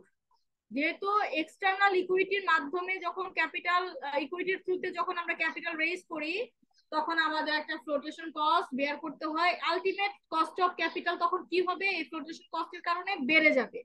That's why external equity, cost of external equity is higher than the cost of internal equity. যদি কোশ্চেন আসে justify the statement cost of external equity is higher than cost of internal equity, তখন এই যে এই ফর্মুলাটা, একই formula, এক জায়গায় ফ্লোটেশন কস্ট থাকবে না, আরেক জায়গায় থাকবে, এটা দিয়ে প্রুফ করতে হবে। তো চারটা সোর্সের ম্যাথ কস্ট কিভাবে বের করতে হয় সেটা আমরা বের করলাম। এখন আমাদের যে মূল টার্গেট, একটা কোম্পানি কি শুধু একটা সোর্স থেকে ক্যাপিটাল রেজ করে, নাকি তার প্রয়োজনে অনেকগুলো সোর্স থেকে ক্যাপিটাল রেজ করতে পারে? বলো। অনেকগুলো সোর্স থেকে ক্যাপিটাল রেজ করতে পারে। যখনই কোম্পানি মোর দেন ওয়ান সোর্স থেকে ক্যাপিটাল রেজ করবে, তখন তাকে কি ক্যালকুলেট করতে হবে? কস্টটাকে কিভাবে ক্যালকুলেট করতে হবে? এভারেজ করে। তো সেটাকে আমরা বলবো weighted average cost of capital. We have to calculate WACC, weighted average cost of capital. So WACC calculate করতে হলে প্রত্যেকটা যতগুলো ক্যাপিটালের মধ্যে যতগুলো সোর্স থাকবে, প্রত্যেকটা সোর্সের এই যে ইন্ডিভিজুয়াল কস্ট গুলো আগে বের করতে হবে, তারপর WACC ক্যালকুলেট করতে হবে। তাহলে আমরা কয়টা সোর্স, ইন্ডিভিজুয়াল কয়টা সোর্সের ক্যাপিটাল কস্ট অফ ক্যাপিটাল বের করলাম? 4টা। এখন এই 4টা সোর্সের কস্ট ক্যালকুলেশন যে করলাম, সেটার মাধ্যমে হেল্প নিয়ে আমরা WACC ক্যালকুলেট করব। তো WACC ফর্মুলাটা নিয়ে আসি এখান থেকে।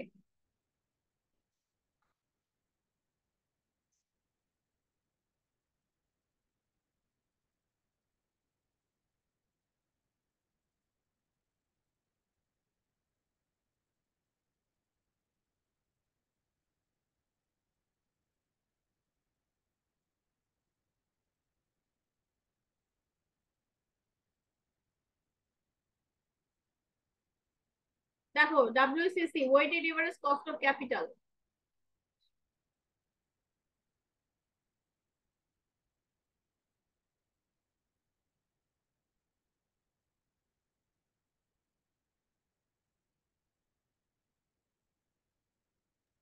বাই কত? হ্যাঁ, না ma'am, weighted average cost of capital WACC equals proportion of debt into after tax cost of debt plus proportion of preferred stock into cost of preferred stock plus proportion of common equity into cost of common equity.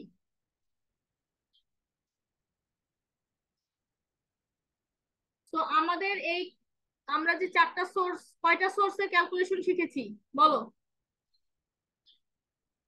4টা। এখন এই ফর্মুলায় কয়টা source আছে দেখে বলো। 6টা। এই source, cost না। সোর্স কয়টা আছে ভালো করে দেখো, কি কি সোর্স আছে? ডেপ্ট, প্রেফার স্টক, কমন স্টক। কয়টা সোর্স হলো? তিনটা। তিনটা। তাহলে আমাদের সোর্স আমরা করলাম 4টা, এখানে আছে 3টা, হবে মিলবে? না। না ম্যাম। তাহলে এখানে কি কি সোর্স আছে সেটা দেখি। ডাব্লিউসিসি হচ্ছে যেই সোর্স নিচ্ছি প্রথম, সেই সোর্সের প্রপোর্শন, মানে কি টোটাল ক্যাপিটালের মধ্যে তার অংশ কতটুকু, টোটাল ক্যাপিটালের মধ্যে ওই সোর্সের কন্ট্রিবিউশন কতটুকু, সেটা হচ্ছে প্রপোর্শন অফ সোর্স। ওইটার সাথে, ওই সোর্সের সাথে, ওই প্রপোর্শনের সাথে ওই সেম সোর্সের কস্ট গুণ করবা, পেয়ে যাবা ডাব্লিউসিসি। তাহলে আমাদের প্রথম সোর্স কি ছিল? ডেপ্ট সোর্স ছিল না? বলো। জি ম্যাম। তাহলে সেটার প্রপোর্শনটা আমি পরে দেখাচ্ছি। সেটার প্রপোর্শনটা লিখলাম, প্রপোর্শন অফ ডেট, যে টোটাল ক্যাপিটালটা যদি 100% হয়, 100%-এর কত পার্সেন্ট ডেপ্ট থেকে নিয়েছি, সেটা হচ্ছে প্রপোর্শন। এবং ডেপ্টের সাথে কি গুণ করতে হবে? ওই ডেপ্ট সোর্সেরই কস্ট গুণ করতে হবে। এবং ডেপ্টের কস্টটা আমরা কিভাবে বের করেছি? After tax cost of ডেপ্ট, after ট্যাক্সে। So proportion of ডেপ্ট into after tax cost of ডেপ্ট। First source complete. এবার সেকেন্ড সোর্স কি? Prefer stock. Proportion of preferred stock into cost of preferred stock. Second source complete. Third ছিল retain earnings. Retain earnings হচ্ছে proportion of common stock or ordinary common stock, same জিনিস, proportion of common stock into cost of common stock. তাহলে last স্টেপটা আমরা এখন add করব, plus proportion of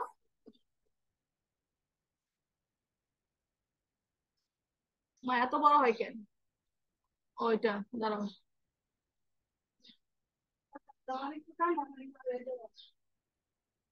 বাবা, একটু ঠান্ডা পানি দাও আর একটা বোতল দিয়ে দাও তোমার নানুকে।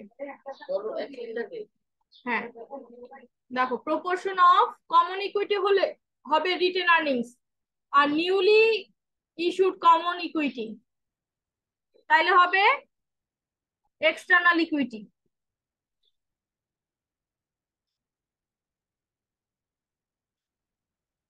Newly issued common equity into cost of newly issued common equity.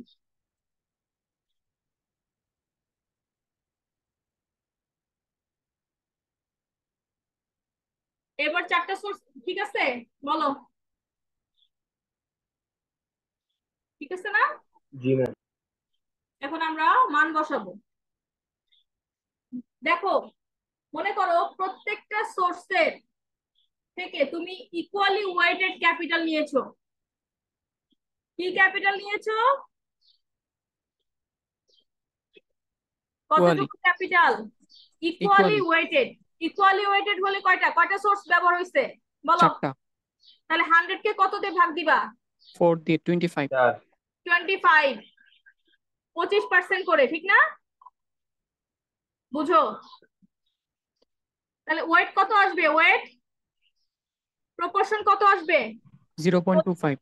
0.25। যদি এরকম বলা থাকে যে তুমি ক্যাপিটাল রেজ করেছো তোমার 4টা সোর্স থেকে equally weighted, equal capital, equal proportion of capital, তাহলে 100 কে 4 দিয়ে ভাগ করবা। যদি 3টা সোর্স থাকে 100 কে 3 দিয়ে ভাগ করবা। যদি 2টা থাকে 100 কে 2 দিয়ে ভাগ করবা। গেট খুলে দিয়ে আসো। আর যদি ইকুয়াল বলা না থাকে, পার্সেন্টেজ দেওয়া থাকে, মনে করে ডেপ্ট সোর্স হচ্ছে 30%, প্রেফার স্টক হচ্ছে 10%, কমন স্টক হচ্ছে তোমার 40%, বাকিটা নিউলি ইস্যুড কমন স্টক, তাহলে পার্সেন্টেজ দিয়ে তোমার ওয়েট এই প্রথম প্রপোর্শনের জায়গায় বসাবা। আর যদি বলা না থাকে, অ্যামাউন্ট দেওয়া থাকে যে ডেপ্টের অ্যামাউন্ট হচ্ছে 10 লাখ, প্রেফার্ডের হচ্ছে 25 লাখ, কমনের হচ্ছে বা রিটার্নিংস এর হচ্ছে 25 লাখ, আর বাকিটা হচ্ছে নিউলি ইস্যুড, তখন তোমার কি করতে হবে? টোটাল সবগুলো যোগ করতে হবে। যোগ করবে। যোগ করে কিভাবে ওয়েট কিন্তু বের করা শিখাইছে, ইন্ডিভিজুয়াল কে টোটাল দিয়ে ভাগ করবা, প্রপোর্শন বের হয়ে যাবে। মনে থাকবে? এখন তোমরা এই ম্যাথটা করো, আমি 5 মিনিটের ব্রেক নিচ্ছি, ইকুয়ালি ওয়েটেড দিয়ে করো। কস্ট কিন্তু তোমাদের বলা আছে যেখানে প্রত্যেকটা কস্ট বের করেছো, এখন ইকুয়ালি ওয়েটেড দিয়ে ডাব্লিউসিসি বের করো। আমি পাঁচ পাঁচ 10 মিনিটের ব্রেক নিচ্ছি। তোমরা এই ম্যাথটা করে দেখাবো আমাকে ইকুয়ালি ওয়েটেড দিয়ে।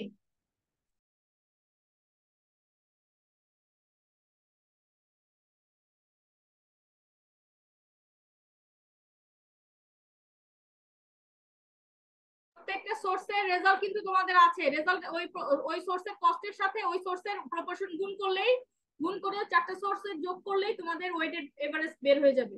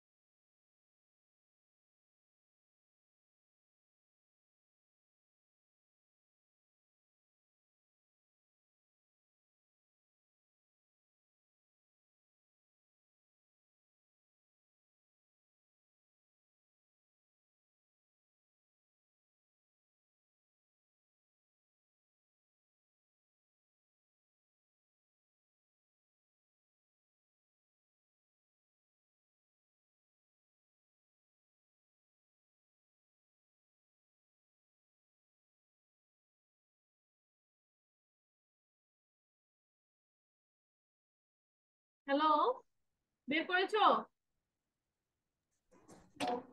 ম্যাম ম্যাথটা গুলাই ফেলতেছি, ডাব্লিউএসএসসি এর ম্যাথটা বুঝতে পারতেছি না। ম্যাম কেন? 8.6475। এই যে বের করে ফেলছে, কেন গুলা ফেলবা? একদম বলে গেলাম। দেখো, একটু পর, একটা মিনিট শেষ করি আগে। ডাব্লিউএসএসসি এর ম্যাথটা একটু কাইন্ডলি আবার বুঝিয়ে দিলে, মানে to weighted average cost capital এটা, বাকি উপরে সবগুলো বুঝছি, শুধুমাত্র এই জিনিসটা বুঝিয়ে দিলে আবার। এই যে দেখো এদিকে, প্রথমে আমরা ডেপ্টের প্রপোর্শন, আমি বলেছিলাম কি ইকুয়ালি ওয়েটেড, হ্যাঁ, বা ইকুয়াল প্রপোর্শনে তুমি ক্যাপিটাল রেজ করেছো, তাহলে সেই ক্ষেত্রে তুমি চারটা সোর্স যেহেতু ব্যবহার করেছো, 100% যদি ক্যাপিটাল হয় তাহলে 100 কে 4 দিয়ে ভাগ করলে 0.25, প্রত্যেকটা সোর্সের ক্ষেত্রে ক্যাপিটাল কন্ট্রিবিউশন হচ্ছে 25%। একটু পর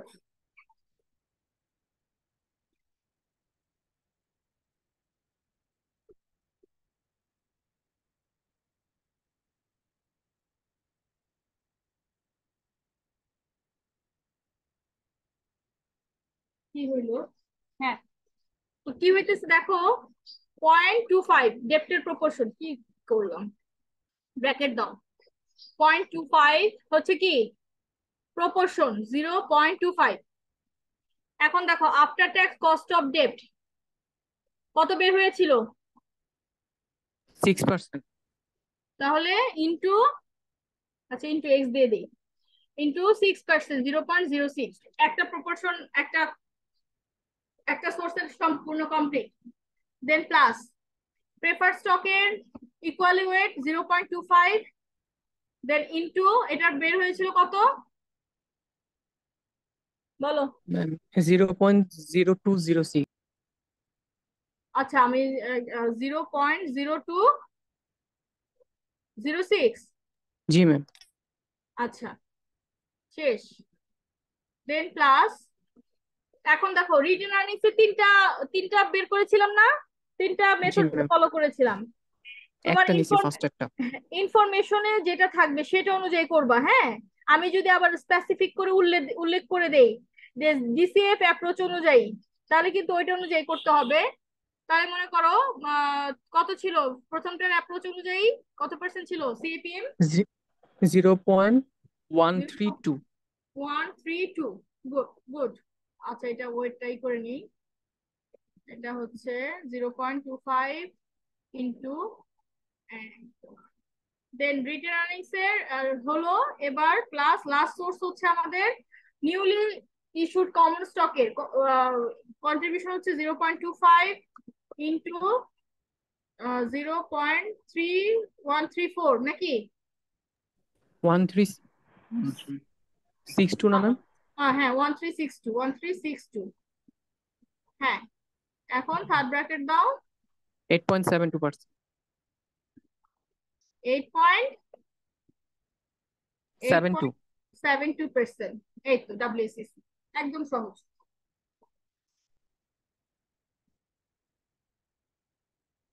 ঠিক আছে,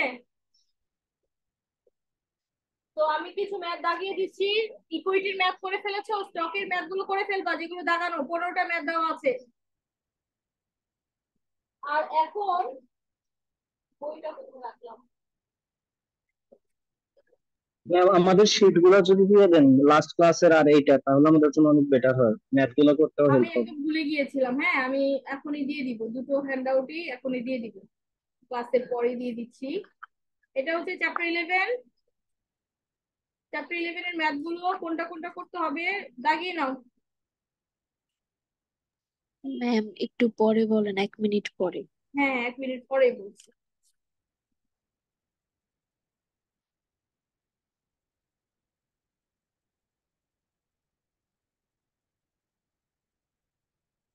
Then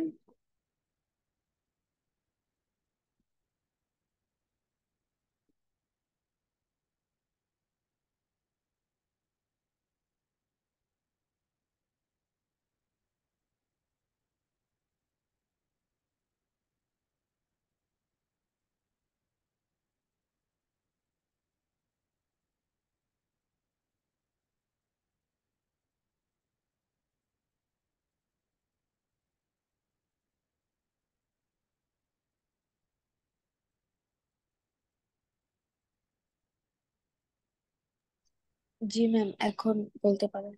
হুম।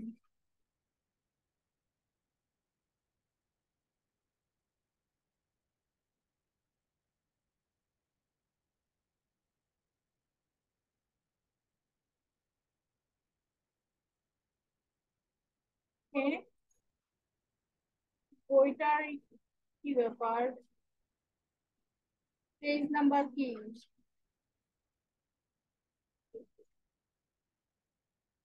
সতর্ক, 76, 77।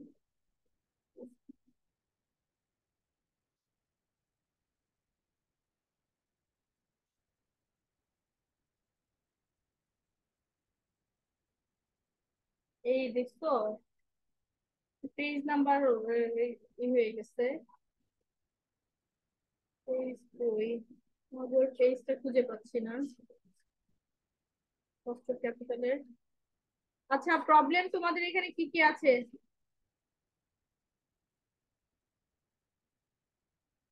বইটা কেউ ভিডিওতে দেখাইতে পারবা প্রবলেমটা?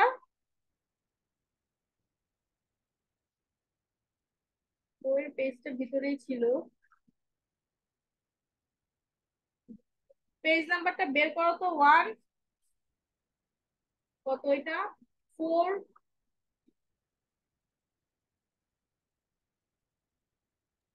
482 ম্যাম। হ্যাঁ, 482। আমাকে একটু ভিডিওতে দেখাও। আমার বইয়ের পেজটা খুঁজে পাচ্ছি না, ছিঁড়ে গেছিল। কই রাখলাম, এখন আর পেজটা নাই, পড়ে গেছে কোথাও।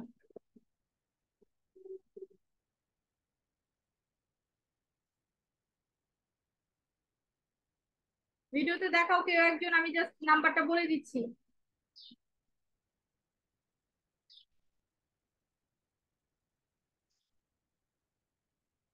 মাহি, তোমার কাছে বই আছে না? গ্রুপে পিক দিয়ে দাও নাহলে। হ্যাঁ, কিন্তু আমি তো ব্যাক ক্যামেরা দিতে পারি না এখান থেকে। কি করো, পিক ছবি দিয়ে দাও। ছবি তুলে পিক দিয়ে দাও গ্রুপে। মেসেঞ্জারে পিক দিয়ে দাও আচ্ছা ম্যাম। প্রবলেমের। আমি পরে বলে দিচ্ছি।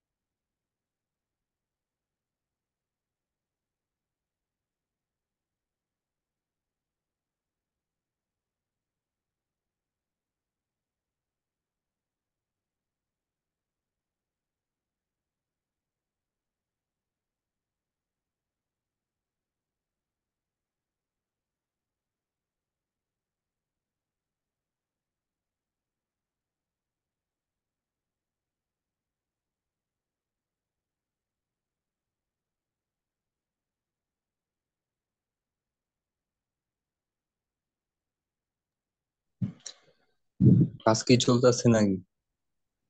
আচ্ছা দেখো, 11.1। আচ্ছা, 1 2 3 4 5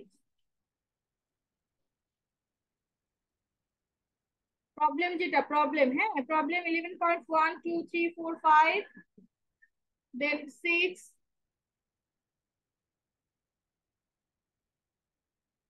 7 8 9 10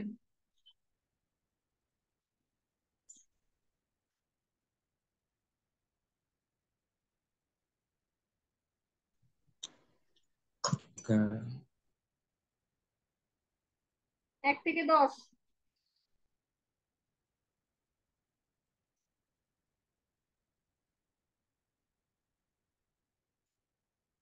1 থেকে 10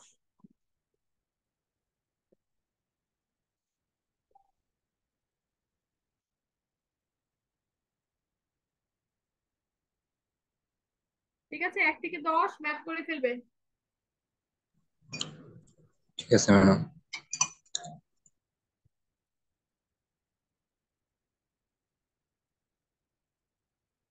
তাহলে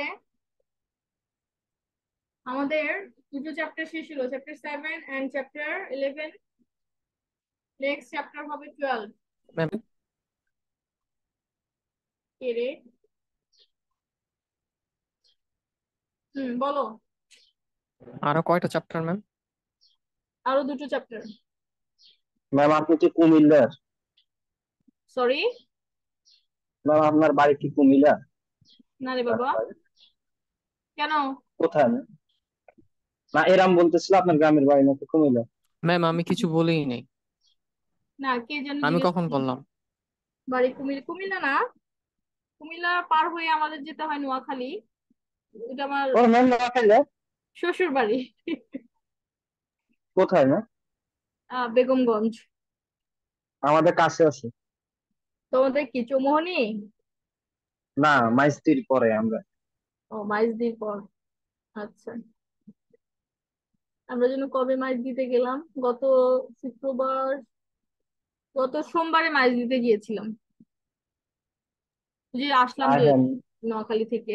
যেদিকেই হোক ম্যাম কারেন্ট আর বাবার বাড়ি হচ্ছে তোমার ময়মনসিংহ, জামালপুর, সরিষা বাড়ি, উত্তরবঙ্গ দক্ষিণবঙ্গ, এই আর কি। আচ্ছা শোনো, আর দুটো চ্যাপ্টার আছে, চ্যাপ্টার 12 এন্ড 13, তাহলে আমাদের সিলেবাস শেষ। 1 তারিখ থেকে এক্সাম। তো মে মাস পুরোটাই আমাদের হাতে আছে। আমরা ম্যাথ গুলো তো এখন শুধু দাগিয়ে দিচ্ছি, তোমরা নিজেরা প্র্যাকটিস করবে, আমাকে খাতায় দেখাবে।